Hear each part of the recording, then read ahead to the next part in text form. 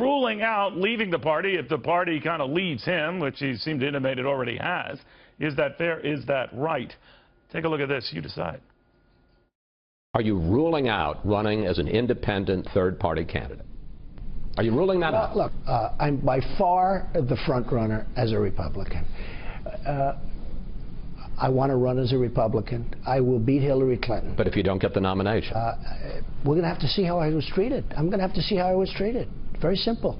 So you're not ruling it out? I just want to be treated. It's not a question of win or lose. It's a question of treatment. I want to be treated fair. What does that mean? I want to be treated fair or fairly. Sean Spicer, RNC Communications Director. Sean, what do you think he was getting at? I'm not really sure, Neil. I think all of these candidates that have and are running understand that the process is very simple.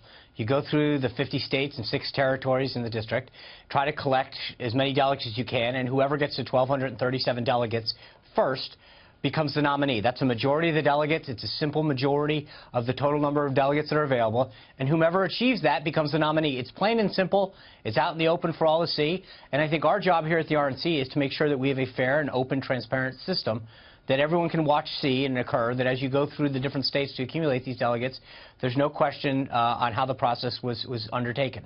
So when Donald Trump says, if I have a big enough lead and I'm hundreds of delegates ahead, paraphrasing here, the closest guy, Ted Cruz for the time being, I should get it. You say what? I say that, as I said before, I mean, it takes a majority. It takes 1,237 delegates, not 1,236, not 1,235, not 1,100. Whomever gets the majority first becomes the nominee. That's it. It's not a minority or a plurality. It's a majority of the delegates. Whomever achieves that gets it. And it's plain and simple. And that's why the 2 steps that are part of the process are important. One is the allocation of the delegates, and then second is the selection of the individuals that actually will sit in those seats. And so it's actually a 2-step process. You go, you get them, and then you get your people to run for those slots. Do you...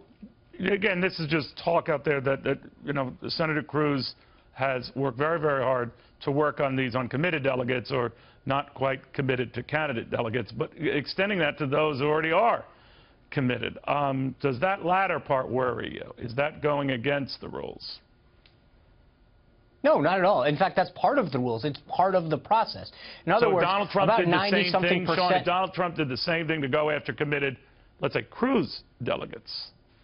No. So just to be clear, that it's the job of these campaigns. You go out and you win the delegates, and then you get your person to run. And what you want is to have them maintain a commitment of you for as long as possible, hopefully through all of the balloting. Right. But that's part of the process, right? And it's the same way that last cycle Ron Paul went out and won delegates in Utah and Maine after Romney had gone and won some of those states. Part of it is to get your people to run. Now, in most of these states, they're bound for 1 or 2 rounds of balloting. What you want to do is to ensure throughout this process that the people that you get to fill your slots are going to be faithful to you to the entire process, and that's what I think you're seeing both of these campaigns.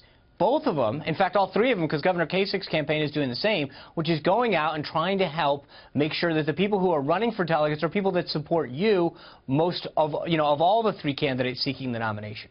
You know, you allude to the possibility, if you don't have the 1237, obviously the race drags on a little bit, you have multiple ballots.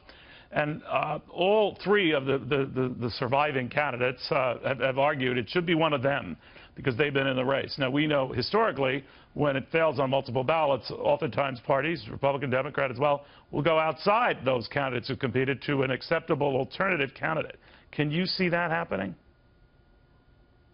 I think that's highly, highly unlikely. Look, the people that are getting elected to fill these slots are, by and large, either supportive of Mr. Trump or Senator Cruz, and to some degree, Governor Kasich. So I think it would be very hard to imagine a scenario where they abandoned their individual and went outside that group. It's just, it really, in this day and age, does not seem like somebody would have gone through all that trouble to run for one of those slots to represent a candidate and then not see them through.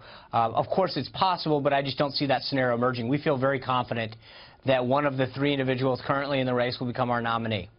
Sean, always good having you. Thank you very much. Thanks, Neil. Sean Spicer. All right, well, there are a lot